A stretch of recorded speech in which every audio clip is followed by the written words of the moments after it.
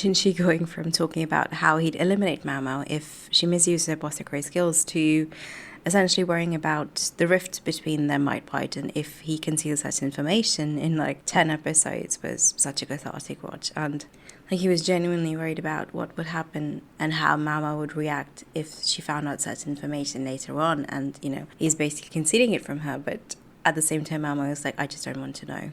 I don't want to know anything more than I already do because I don't want to get a Dream in trouble. And the poor guy just can't catch a break.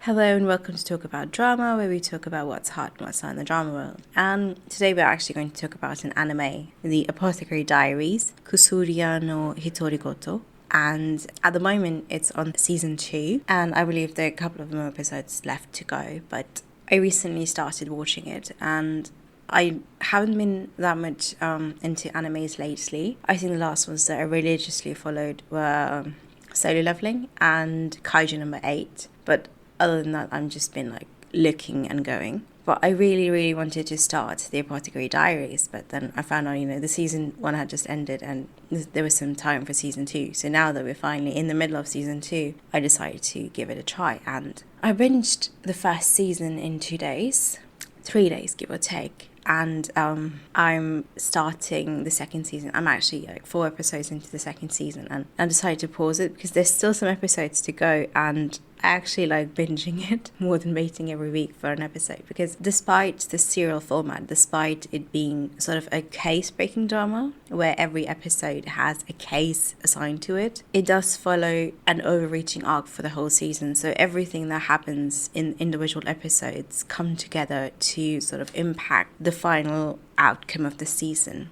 and sort of bleeds over into the second season as well. So it's not a standalone episodic format. So you do have to watch the whole thing to understand what's happening, basically. And I quite like that some episodes, they start from where the last episode left off. And I think that's what they basically did with season 2, episode 1, Maomao and Maomao, where they started from the point where they left off in season 1.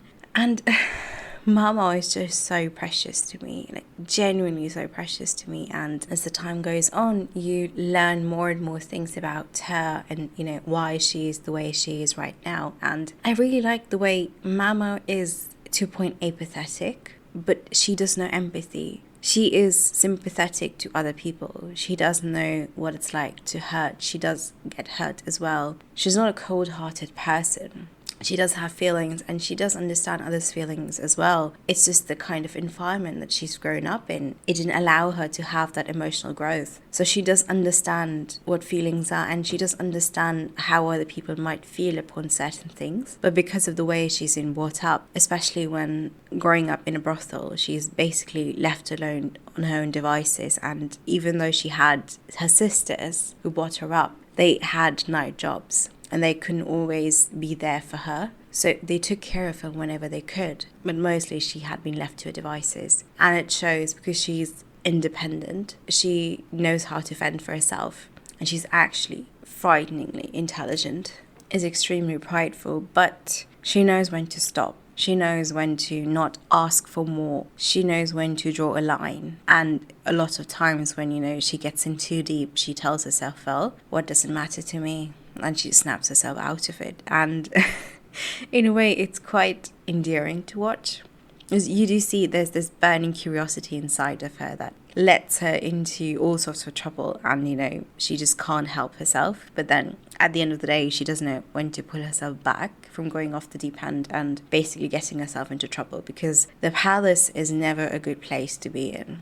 And you can essentially get beheaded for even the smallest of mistakes. And Mama knows that. And she just starts to sidestep everything. But then she has this burning curiosity from inside of her. And when people try and question her and basically egg her on, she can't help herself. Because at the end of the day, she's a 17-year-old girl. She does have an emotional intelligence. But then she's also a young person. She's also a child, essentially, who never actually went through the normal growing up process. She grew up too fast. She's so self-assured, but at the same time, she still has that childlike innocence around her. And it's actually quite funny to watch because she knows how to fend for herself thanks to her stepfather, Luoman. But at the same time, she's also not very good at hiding her curiosity, and it's quite transparent on her face sometimes when she gets really excited when there are poisons involved, and she really can't help herself. So she is a child at heart, but she has been forced to grow up too early and essentially act like an adult in an age where she should have been protected by the people around her and not been exposed to the kind of environment, the kind of things that she did. So in a way, it's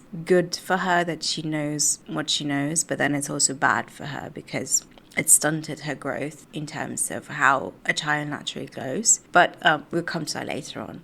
And then, secondary, we have Jinshi, who, when he first appeared, he was an eunuch in the royal palace. But then as the season goes on, we sort of see, there's more to him than what meets the eye. And you know where it's going. He's not a simple person. He's someone powerful. And he does have a lot of secrets around him. And so I have actually watched the first season in its entirety. And I did watch the first 3-4 episodes in the second season, so they're going to be spoilers. So if you haven't watched it, I would recommend you go back and watch it and then continue on listening, because it will spoil some things for you. So if you don't like being spoiled, this is a good time to stop. So let's get on with it. So Jinshi isn't actually an eunuch. And I think we all saw that coming from the way he acted, the way he had a sort of special powers in terms of how he was allowed to manage everything in the royal palace, where basically all of the emperor's concubines are settled in. And since the emperor doesn't have an empress at the moment, the concubines are basically the highest level of order in the palace after the emperor. And, you have 4 major concubines right now. And as the season goes on, Maomao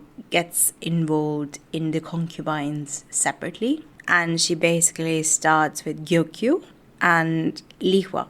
But Lihua loses her child, and Mama is basically entrusted with trying to bring her back to health and, basically bringing her back from the brink of death. And at one point, we do see Mama being kicked out because some things happen with Adwo concubine and, her lady in waiting, the head lady in waiting. She did some things in the background that eventually led to this big conspiracy being blown apart in the royal palace, and everybody who had dealings with her family, because she ran an apiary business, but her family had a wide-reaching reach in the royal palace, and so everybody who had any sort of affiliation with them were kicked out essentially. And as it turns out, Maomao, who joined the royal palace because the people who kidnapped her in the first episode and sold her to work in the royal palace were sort of affiliated with that court lady. So Jinshi did have this conflict where he doesn't know whether he should let her go or not. But they have this weird misunderstanding where Mama tries to tell him that I want to stay, and Jinshi sort of misinterprets it as her actually wanting to go, and he lets her go because he didn't want to order her to stay and make her more miserable, and he thought it was the best course of action for her because she did not come here of her own will. She was sold into the royal palace, and a part of her salary actually goes to her kidnappers. So in a way, he did help set her free from those people and allowed her to go back home. But it was actually really funny. But it was also a very good turning point in the story for Jinshi and Maomao, because Jinshi in the beginning saw this person who was very clever, but at the same time really dangerous. So he was keeping his eye on her 24/7 and trying to make sure that she doesn't actually do anything bad, but she should be around when he needs use for her, and sort of plays into his hands. But as time went on, he realized, that, even though she's this person, she actually comes from a background where she has a very tragic backstory, and he didn't want her to be pulled down because of him. Because he does know that whatever he's doing, his past is a very dangerous thing. And the more she gets dragged into the swamp, the more chances are for her to be killed, beheaded, or assassinated, because it's the royal palace.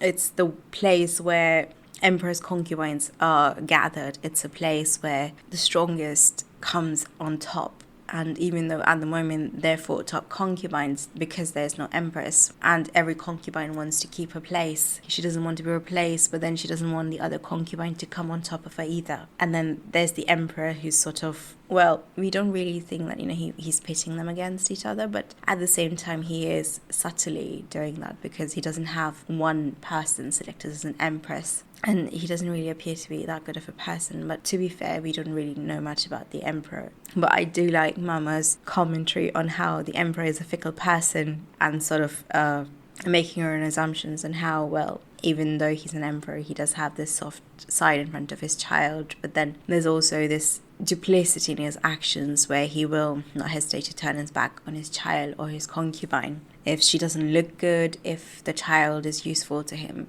So you do see her not being affected too much by the emperor's actions, but rather breaking it down quite analytically and keep a sound judgment of the people around her and how basically the situation takes shape. And we do see her be promoted from doing odd jobs to essentially taking care of Lady Gyoku as a taster for her. And she helps break apart this conspiracy of the toxic face powder that all of them were using, and it was causing the death of the emperor's children. But then there's also this background of how her foster father would have helped eliminate that substance, but then it again found its way back into the Rare Palace. And I find it quite fascinating that, throughout this series, Maomao is sort of going around sort of trying to make connections with other people. And at one point, she does realize who Jinshi is.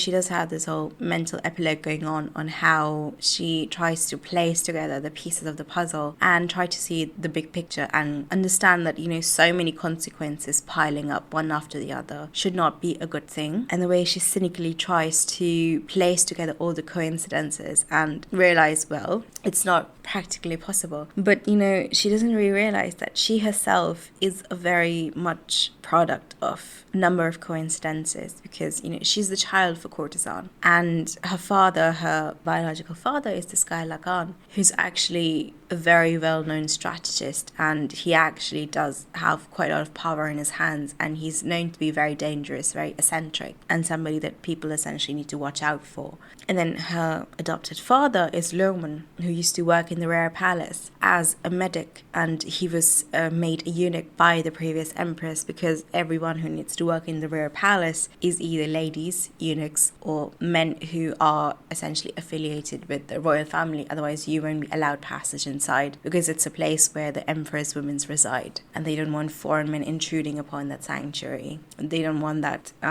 temptation to sort of kick in. But then, she has this guy for her stepfather. And I'm very sure that the lady who runs the pleasure palace is actually her grandmother. Because I remember seeing how her mother said that, I was born to a woman who was not a mother. And I'm pretty sure that's her mother. So she basically made her daughter a courtesan. And that's also why she sort of brought up Maomao when she was a child and let her mother stay back, even though she's not able to work anymore and is being essentially eaten away by her own disease.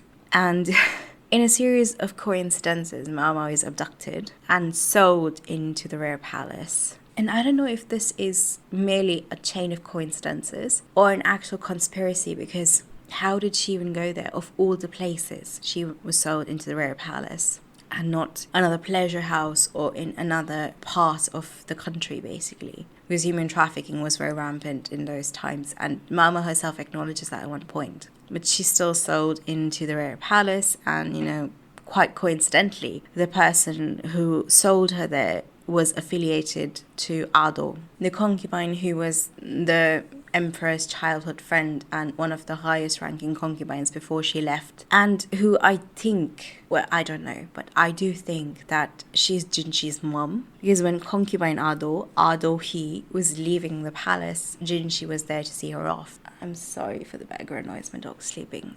I don't want to wake her up. Anyways, when she was leaving the palace, Jinshi was there to see her off. And Mama was like, well, I think I've seen somebody look like her before. And having them stand face to face, she figured out, well, they do actually look quite similar. And another quite suspicious thing was the Empress Dowager and Adohi went into labor the same night. And one child survived, one didn't. And the one that officially died was Adohi's child. So the Emperor's brother survived, but not his son. Well, what I do think is that the Emperor emperor's son died, and in Adohi's son, the emperor's son, survived, but he was adopted by the empress dowager to sort of safeguard him and make sure that he survives, because emperor's children had been dying and none of them managed to survive. And we do see that when concubine Li Hua He loses her son, and Gyokyu He almost loses her daughter as well. So, heeding to Maomao's warnings, Gokyu He manages to save her child, but Li Hua He ends up losing hers. And I think Jinshi is being told that, you're the emperor's brother, to sort of keep the conspiracy going on. But I do think that, he does know at the back of his mind that, I'm not his brother, I'm his son. And that does come up later on. But I might be wrong, so let's see what happens. But it's so beautiful because the whole season is like peeling apart an onion.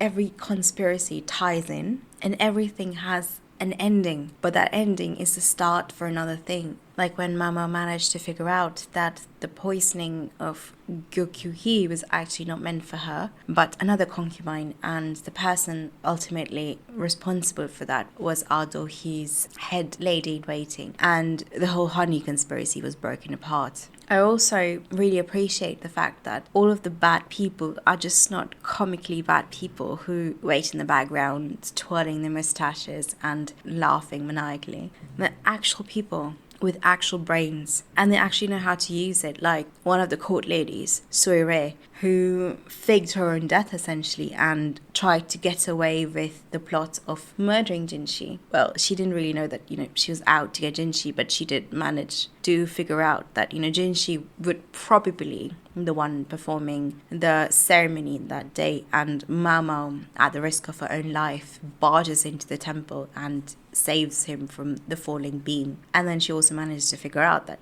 that court lady didn't actually die. She didn't take poison because she's not the type of person. She managed to fake her own death and break herself out of it. So we do have some really smart people working behind the scenes, and it actually makes sense because court intrigue usually doesn't happen with like two people coming together or like three people sitting together. It takes time and effort and an entire network for even one thing to turn into another. And that's something that Mama acknowledges, that, it's such a string of random coincidences that lady put together so many things hoping something would stick, and once it did, she started planning for the next phase. The court lady herself knew the unpredictable nature of the rare palace, and she decided to exploit it by throwing together a bunch of carefully put plans, and whichever worked would sort of lay down the foundations for the next plan. And little by little, she made it to the point where she was able to replace this metal part inside of a temple that held ceremonies under the name of the emperor, and try and kill the person who was performing the ceremony. So this person would have been a really higher up, potentially the emperor or one of the emperor's relatives, like his brother, and assassinate them on the day. But if you see it from afar, it would be basically blamed on the beam coming down and not being able to hold the weight of the banners that were hanging under it, and just be a coincidence, bad luck basically. But that would put the entire state into turmoil and would give opportunity to the people, the external forces, to sort of break in and take advantage of the turmoil to sort of get their flags and get their foot in and use it to their advantage essentially. And then in the background you have other people as well. It's not just all about court conspiracies, it's also about the people who are working there and how it affects them as well. I really like the way they build up Maomao and her connections within the Rare Court in the first season, and hinted to the fact that Jinshi might not be who he seems to be, and he's too pretty for his own good, which I completely acknowledge. That man can start wars. Maomao's not too careful. And it's also building towards making Maomao more crucial towards solving the whole conspiracy, because it's still going on. That court lady didn't die, she faked her own death and she got away with it. But officially you can't really announce it because it would cause panic. So it's an open secret, but it's also cause for concern because the person responsible for the chaos is still out there, and you don't know why she did, under whose command she did it. And people around the concubines, like Li Huahi's head lady in waiting, was also trying to cause a miscarriage for her, because she might potentially be pregnant. Even though the method that she chose was a very roundabout way, which required a lot of work and was not something that she could have possibly sort of on her own. So there are still outside forces intruding within the palace and trying to cause a turmoil.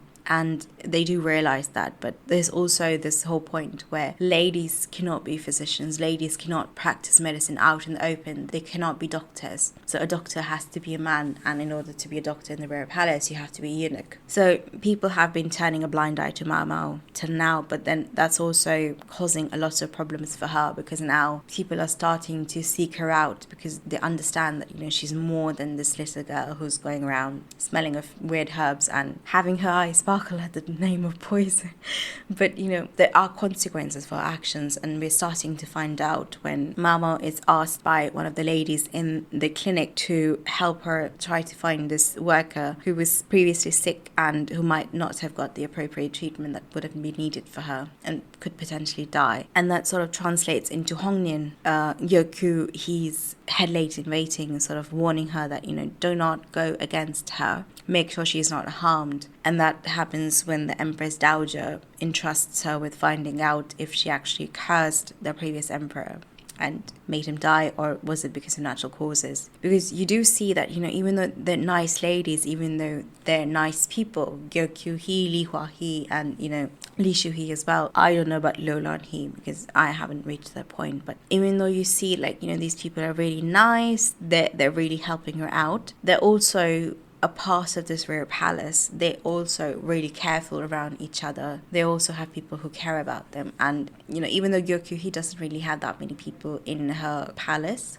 all of the ladies in waiting are meticulously chosen for her, and, you know, they're there for a reason. They're less than numbers, but they're also very meticulous towards the way they care for her. But she is at the moment the only person who has a child belonging to the emperor, even though it's a girl, it's still the emperor's child, and she is pregnant once again, and it might be a boy this time. So they are careful.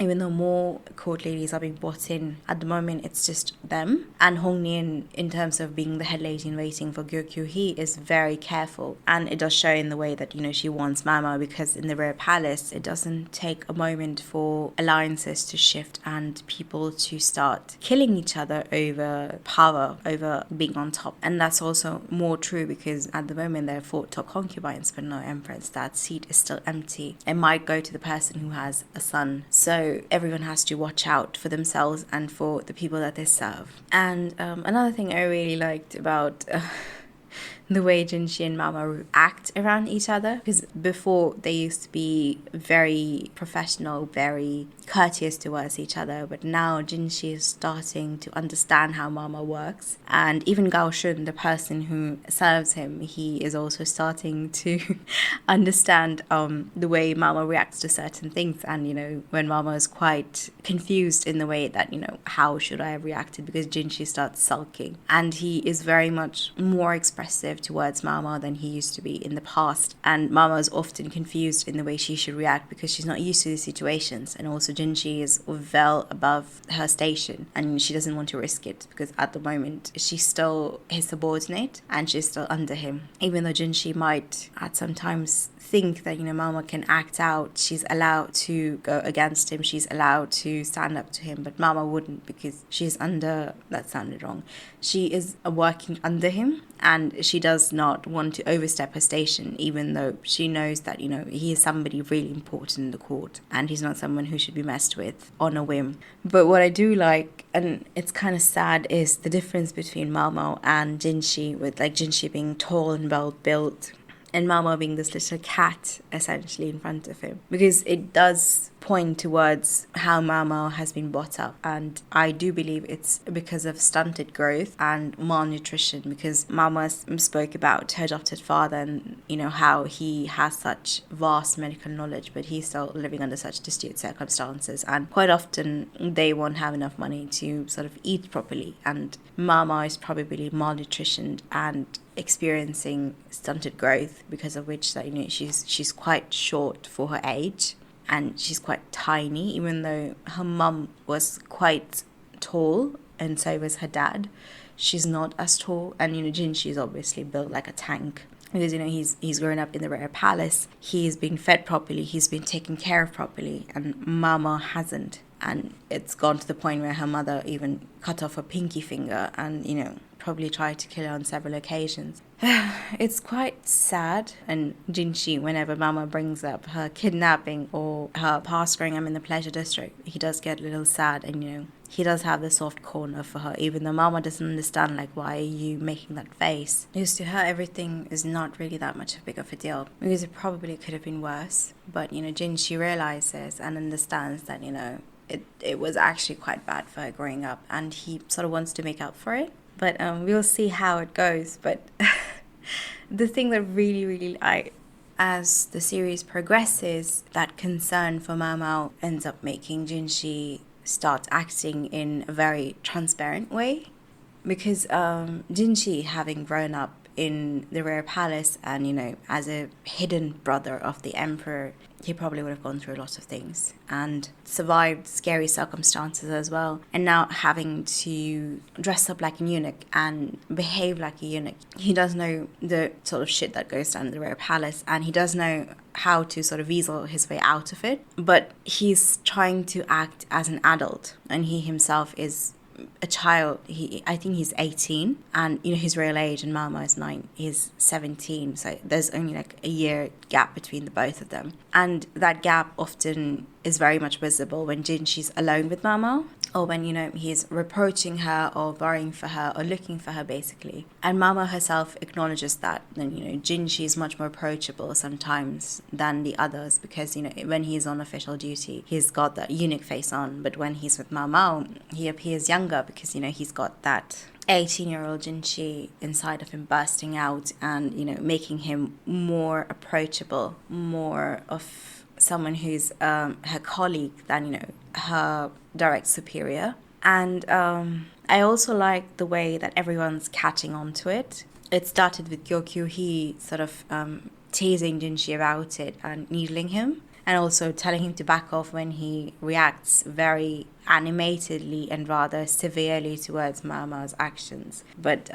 in season 2, in the episode Shrine of Choosing, when the emperor singles out Maomao and asks her and Jinshi to go along with him into the shrine that essentially chooses the next emperor, when they clear it, when Maomao clears it for the both of them and reach to the ending point, the top of it, the emperor asks Maomao, how did you do it? And Maomao explains her process and the way she broke it down. And that leads to a conversation on how, if the blood is too diluted, basically, if there's so much intermarriages, the kids suffer after a point, and that's why you need to bring in new blood from time to time to stop it from happening and to stop the inbreeding, because the child born after a while will not be able to make it in the long run. The inbreeding would essentially lead to children being born with deformities and not being able to live long, which is something that's been happening for some time as well. But the emperor warned them in a roundabout way while looking at Jinshi that people would not appreciate someone from the royal family bringing people from the outside. And it's a sudden nod to him telling Jinshi that I do know that you have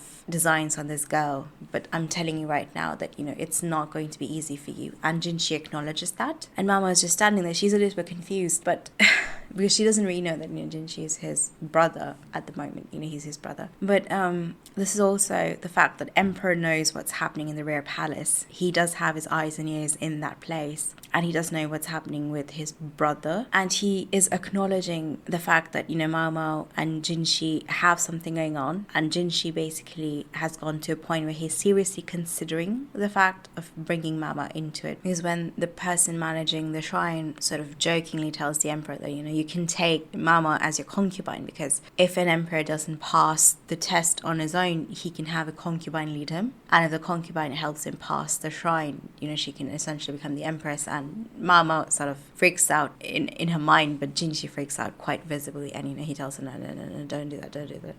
And Maomao does clear the test, and that is also sort of, I think it's a way of them telling that Maomao is essentially going to be Jinshi's concubine in the future. I really hope that Jinshi leaves the royal palace and Maomao and Jinshi leave and stay somewhere where they can live freely, because I don't want her to be caught up in the whole rare palace games where every day, every time she has to look with two eyes focused in the front and two eyes focused in the back and fight off other people and fight off her husband being married to other people and hide her real personality, not being able to play with poisons and, be a doctor. Because, as an empress, she would have her own duties, she would have her own responsibilities, and that would sort of stifle Maomao and the person that she is today. She's still a free bird to an extent, but once you get bogged down by the empress tag, the tag of marrying into the imperial family, it's going to be hard, especially if it is out in the open that Jinshi is emperor's brother, and if the emperor does end up taking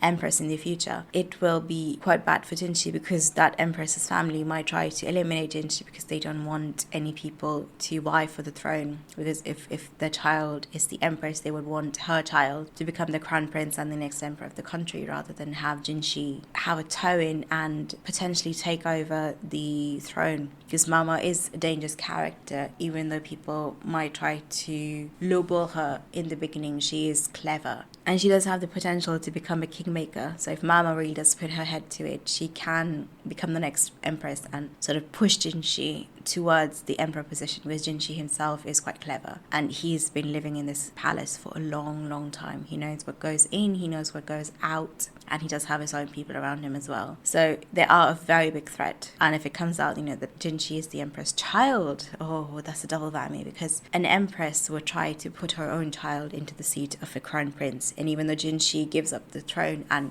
lives away, there would still be a potential threat to the empress's family, even though the empress might give up, even though Li Huahi or Gyokyuhi might say that it's fine, let them go. The families might not think the same, because that is the way the whole imperial system works. And children of the imperial family or relatives of the imperial family who might have a claim to the throne were often seen as thorns in the side of the family, or the empress's family, because their family members might not feel the same way, and that trickles down and has a butterfly effect and might end up putting their lives in danger, even though they might not even be remotely concerned with the throne. So let's see, I'm getting way ahead of myself, but the shrine episode really did put a spotlight in the way the emperor sees Maomao and her relationship with Jinshi, and the way Jinshi is quite seriously contemplating how to bring Mama into the palace, because I think if Lacan, Mama's biological father, does acknowledge Mama as his daughter, and since he has put out her mother from the pleasure palace, he can potentially say to the world that he was secretly married and the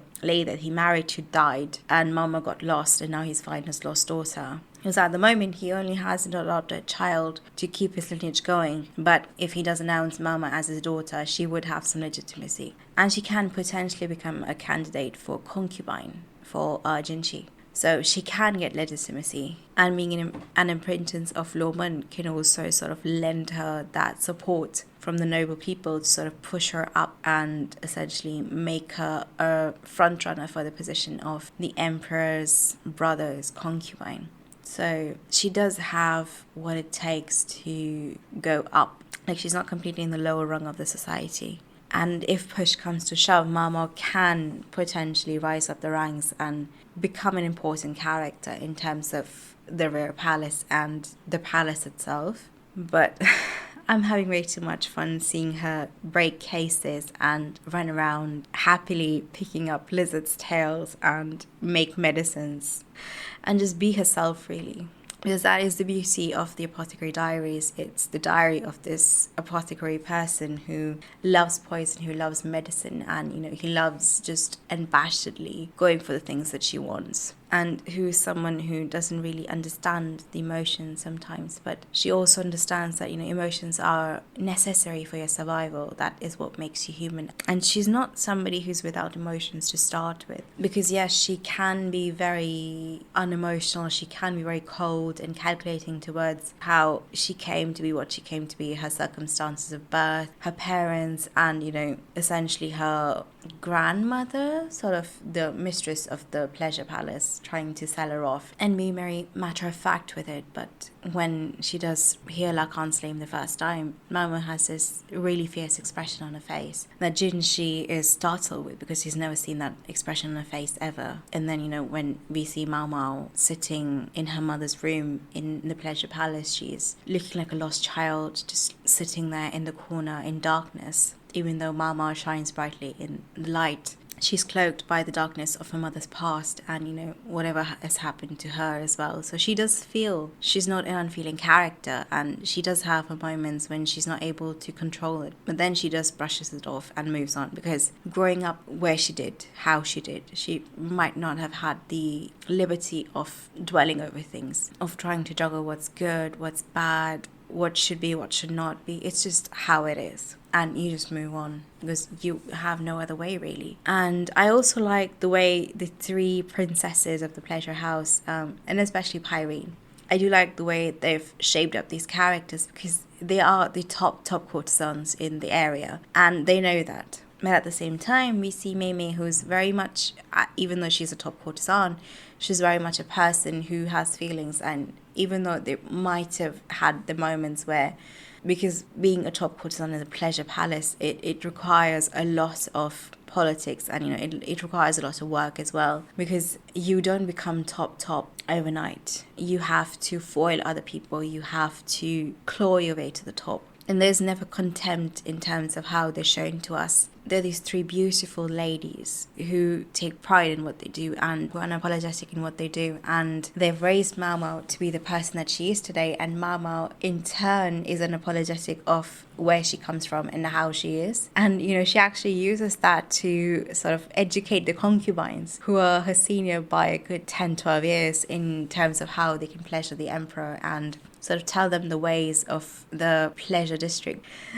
She becomes their teacher.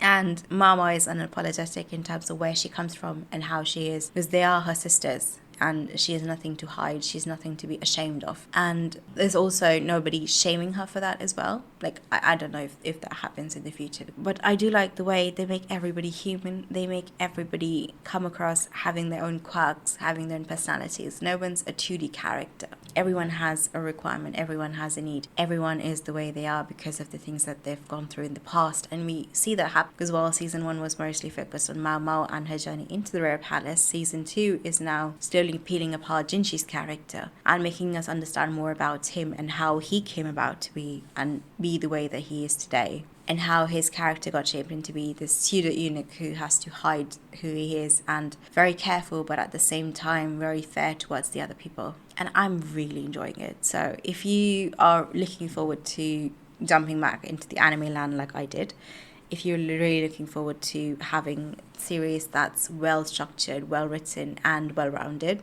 and not at all boring, and actually clever, but not so clever that you're left scratching your head like why this happens, because Maomao does have this internal monologue going where she places together the events that happened and why she came to the conclusion that she did, and it's quite helpful to me. And they do have flashbacks in terms of how she's placing together why she's talking about a particular thing that happened 3 episodes ago, because sometimes you do lose track of things, especially if you're watching it weekly. So I really appreciate the callbacks that they have to previous episodes and the way they are slowly alluding to this conspiracy, which I think might be broken apart in season 2. And we might finally find the final boss that would probably appear in the next season. Let's see. But probably after the second season's finished airing, I might pick up the light novel and see, because I don't want to be spoilers, but I don't think my curiosity would survive the wait for the second season to be over. So let's see. Because, if you're waiting for that one anime to push you back into anime land, I think the Apothecary Diaries is a good place to start. At the moment, I'm not really following that many animes. I think the last ones I really enjoyed was Yakuza Fiancé, which was really nice. And I think after the end of the Yakuza Fiancé, I haven't really gone back into anime land that often. But now I am sort of trying to get back into it. And apart from the Apothecary Diaries, one of the latest ones that I'm watching is the Gorilla God's Go-To Girl, which it's a very happy-go-lucky anime, but let's see. I think it's on episode 3 at the moment. Apart from that, I really enjoyed the first episode of Apocalypse Hotel, which is very offbeat and very different. And it's it's something that you should watch if you want to feel a hint of despair, and just it pulls you in, because the whole episode you're waiting for that one guest to appear, you're waiting for something to change, and you realize that it's actually a false alarm every time, and things do take time to get better, and it's full of despair, but also there's a ray of hope, and I'm sort of shelving it until there's more episodes. I can't really wait every week for one episode. But if you're looking for an easy watch, you can also watch I May Be Good Receptionist, but I'll solo out any boss to clock out on time. It's a bit of a mouthful, but it's also an easy watch, just like To Be Gorilla God's Go-To Girl. But if you're looking for something with a little more hint of despair and melancholic tones, Apocalypse Hotel is a good start. And apart from anime, I'm just really following the currently airing Korean dramas, and really, really, really hoping that they will drop The Person of Beauty before something else goes wrong. Because I'm just quite nervous with the whole Lorena song comeback, and I just really hope that they drop it before anything else comes out and jeopardizes it even further. But yeah, let's see.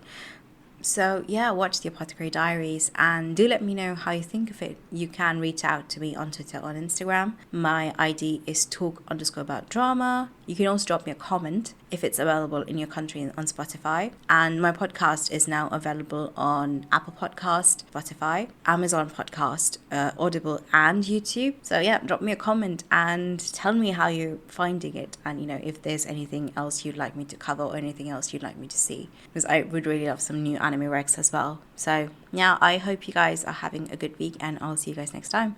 Until then, ciao.